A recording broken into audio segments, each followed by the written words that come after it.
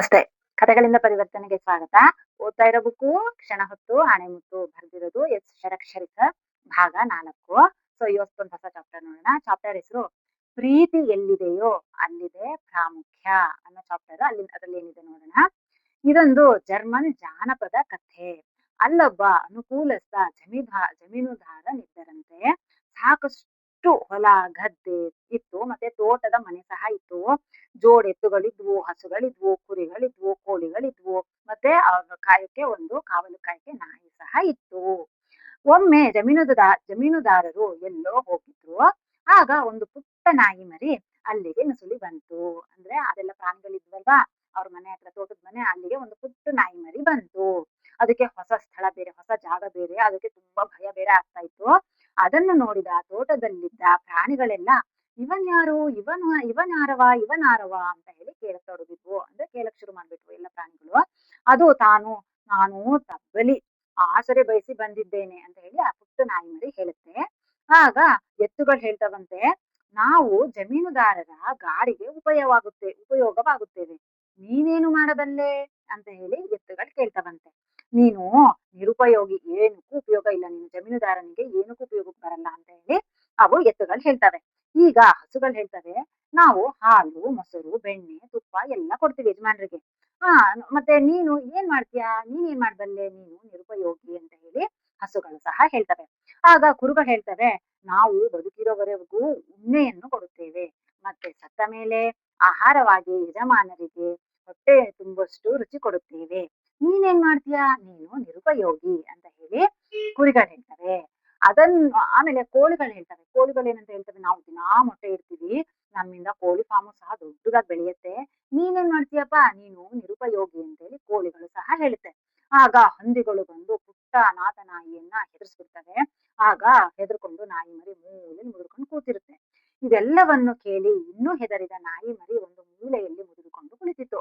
ಆಗ ದೂರದಲ್ಲಿ ನಿಂತು ನೋಡುತ್ತಿದ್ದ, ಆ ಮನೆ ಕಾಯುತ್ತಿದ್ದ ಒಂದು ದೊಡ್ಡ ನಾಯಿ ಈ ನಾಯಿ ಮರಿಯನ್ನು ನೋಡಿ ಬಂದು ಏನಂತ ಹೇಳ್ತು, ನೀನು ಅಳ್ಬೇಡ ಅಂತ ಹೇಳ್ತು.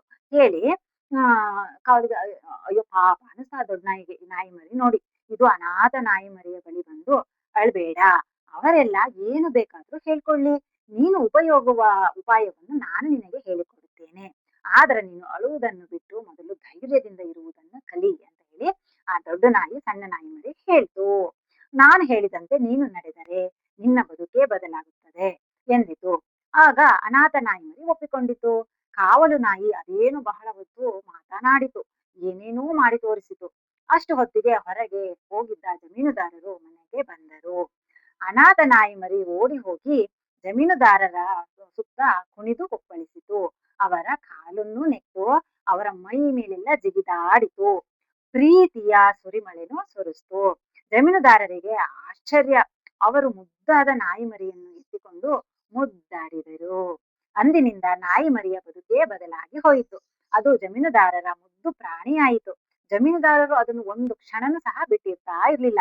ಅದನ್ನು ಕಂಡ ಉಳಿದ ಪ್ರಾಣಿಗಳೆಲ್ಲ ಹೊಟ್ಟೆ ಕಿಚ್ಚು ಪಟ್ಕೊಂಡು ಅವು ಮಾತನಾಡಕ್ ಶುರು ಮಾಡಿದ್ವು. ಏನಂತ, ಜಮೀನುದಾರರಿಗೆ ಬೈಯಕ್ ಶುರು ಮಾಡಿದ್ವು, ನಾವು ಇಷ್ಟು ದಿನ ಇವರಿಗೆ ಸೇವೆ ಮಾಡಿದೀವಿ, ಮತ್ತೆ ಉಣ್ಣೆಯನ್ನು ಕೊಟ್ಟಿದೀವಿ, ಮತ್ತೆ ಹಾಲು ಮೊಸರು ಸಹ ಕೊಟ್ಟಿದೀವಿ, ನಾವು ಈ ಜಮೀನುದಾರಿಗೋಸ್ಕರ ಜೀವನವನ್ನೇ ಸವಿಸ್ತಾ ಇದ್ದೀವಿ. ಆದ್ರೆ ನಿನ್ನೆ ಮೊನ್ನೆ ಬಂದ ಈ ನಾಯಿ ಮರಿಗೆ ಇಷ್ಟೊಂದು ಪ್ರೀತಿ ಮಾಡ್ತಾರಲ್ಲ ಇವರು ಜಮೀನ್ದಾರು ಅಂತ ಹೇಳಿ, ಈ ನಾಯಿ ಮರಿಗೆ ಇಷ್ಟೊಂದು ಪ್ರಾಮುಖ್ಯತೆ ಕೊಡ್ತಾ ಇದಾರಲ್ಲ ಅಂತ ಆ ಎಲ್ಲಾ ಪ್ರಾಣಿಗಳು ಹೊಟ್ಟೆ ಉರಿ ಪಡ್ಕೊಂಡು ಜಮೀನುದಾರನಿಗೆ ಬೈಯಕ್ ಶುರು ಮಾಡ್ತಾರೆ. ಆಗ ಜಮೀನುದಾರರು ಹೇಳ್ತಾರೆ, ನೀವು ಎಲ್ಲಿ ಕೊಟ್ಟಿದ್ದೀರಿ, ಆ ಹೌದು ನೀವು ಎಲ್ಲ ಕೊಟ್ಟಿದ್ದೀರಿ, ಆದರೆ ಈ ಪುಟ್ಟ ನಾಯಿ ಮರಿ ಕೊಡುವ ಪ್ರೀತಿಯನ್ನು ನೀವು ಯಾರು ಕೊಡಲಿಲ್ಲ.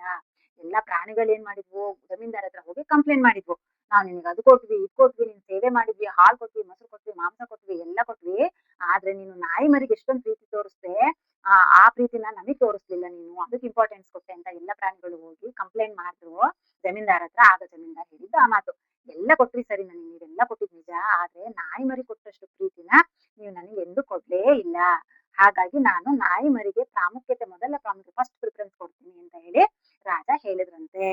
ಈಗ ಷಡಕ್ಷರಿ ಸರ್ ಹೇಳ್ತಾ ಇದ್ದಾರೆ, ಹೊಟ್ಟೆ ಬಟ್ಟೆಗೆ ಕೊಟ್ಟಾಕ್ಷಣ ಎಲ್ಲ ಕೊಟ್ಟಂತೆ ಅಲ್ಲ, ಕೊಂಚ ಪ್ರೀತಿ ವಿಶ್ವಾಸಗಳು ಸಹ ಬೇಕು. ಅದನ್ನು ವ್ಯಕ್ತಪಡಿಸಬೇಕು. ಆಗ ಬದುಕು ಬದಲಾಗುತ್ತದೆ. ಇದು ಪ್ರಾಣಿಗಳಿಗೆ ಮಾತ್ರವಲ್ಲ, ಮನುಷ್ಯರಿಗೂ ಸಹ ಅನ್ವಯವಾಗುತ್ತದೆ ಅಲ್ಲವೇ ಅಂತ ಹೇಳಿ ಷಡಕ್ಷರಿ ಸರ್ ಹೇಳ್ತಾ ಇದ್ದಾರೆ. ಹೌದು, ಈಗ ನೋಡಿ, ಈಗ ಒಂದು ಗಂಡ ಹೆಂಡತಿನಿ ಅಂತ ಒಂದು ಎಕ್ಸಾಂಪಲ್, ಗಂಡ ಹೆಂಡತಿ ಅಂತ ಅನ್ಕೊಳ್ಳೋಣ. ಗಂಡ ಏನಂತ ಹೇಳ್ತಾರೆ, ನಾನು ನಿಮ್ಗೆ 3 ಹೊತ್ತು ಊಟಕ್ಕೆ ತಂದು ಹಾಕ್ತೀನಿ, ನೀವ್ ಕೇಳಿದ್ದೆಲ್ಲ ಕೊಡಿಸ್ತೀನಿ, ಬಟ್ಟೆ ಕೊಡಿಸ್ತೀನಿ, ನಿನಗೆ ಬಂಗಾರ ಕೊಡಿಸ್ತೀನಿ, ಅದ್ ಕೊಡಿಸ್ತೀನಿ, ಇದ್ ಕೊಡಿಸ್ತೀನಿ ಅಂತ ಹೇಳ್ತಾರೆ. ನಿಜ, ಊಟ ಬಟ್ಟೆ ಎಲ್ಲ ಕೊಟ್ಟ ಮಾತ್ರಕ್ಕೆ ತುಂಬಾ ಪ್ರೀತಿ ಕೊಟ್ವಿ ಅಂತ ಅಲ್ಲ. ಅದ್ರ ಜೊತೆ ಅದೆಲ್ಲ ಕೊಡೋದ್ರ ಜೊತೆ ಒಳ್ಳೆ ಮಾತು, ಅವ್ರಿಗೆ ಕೊಡೋ ಗೌರವ, ಅವ್ರ ಜೊತೆ ಒಂದ್ ಕಷ್ಟ ಸುಖ ಕೇಳೋದಾಗಿರ್ಬೋದು, ಒಟ್ಟಿಗೆ ಊಟ ಮಾಡೋದಾಗ್ಬೋದು, ಆಚೆ ಒಂದು ಅವ್ರಿಗೆ ಫ್ರೀ ಇದ್ದಾಗ ಆಚೆ ಕರ್ಕೊಂಡು ಹೋಗ್ಬೋದು. ಅದು ಇಷ್ಟು ಮಾಡಿದ್ರೆ ಅಂದ್ರೆ ಇದನ್ನೆಲ್ಲ ಮಾಡೋದ್ರ ಜೊತೆ ಒಂದಿಷ್ಟು ಪ್ರೀತಿನೂ ಕೊಟ್ರೆ ಬದುಕು ತುಂಬಾ ಸುಂದರವಾಗಿರುತ್ತೆ. ಇದು ಮನುಷ್ಯರಿಗೂ ಅನ್ವಯ ಆಗುತ್ತೆ ಅಂತ ಹೇಳಿ ಷಡಕ್ಷರಿ ಸರ್ ಹೇಳಿದ್ದಾರೆ. ಸೊ ಇದೊಂದು ಎಷ್ಟು ಚೆನ್ನಾಗಿದೆ ಅಲ್ವಾ? ನಮ್ ಲೈಫಿಗೆ ಕನೆಕ್ಟ್ ಮಾಡ್ಕೊಂಡ್ರೆ ನಮ್ ಲೈಫಿಗೆ ಕನೆಕ್ಟ್ ಮಾಡ್ಕೊಂಡು ನೋಡ್ಬೋದು ಈ ಕಥೆನ ಅಲ್ವಾ? ಅಂದ್ರೆ ಅದ್ ಮಾಡಿದ್ವಿ, ಇದ್ ಮಾಡಿದ್ವಿ, ಅಷ್ಟ್ ಕೊಟ್ವಿ, ಇಷ್ಟ್ ಕೊಟ್ವಿ ಅನ್ನೋದಕ್ಕಿಂತ ಅದೆಲ್ಲದ್ರ ಜೊತೆ ಸ್ವಲ್ಪ ಪ್ರೀತಿನೂ ಕೊಟ್ರೆ ತುಂಬಾ ಚೆನ್ನಾಗಿರುತ್ತೆ ಅಂತ ನಾನ್ ಹೇಳ್ತೀನಿ. ಸೊ ಇನ್ನೊಂದ್ ಚಾಪ್ಟರ್ ಜೊತೆ ಬರ್ತೀನಿ. ನಿಮ್ ಸಪೋರ್ಟ್ ಹೀಗೆ ಇರ್ಲಿ.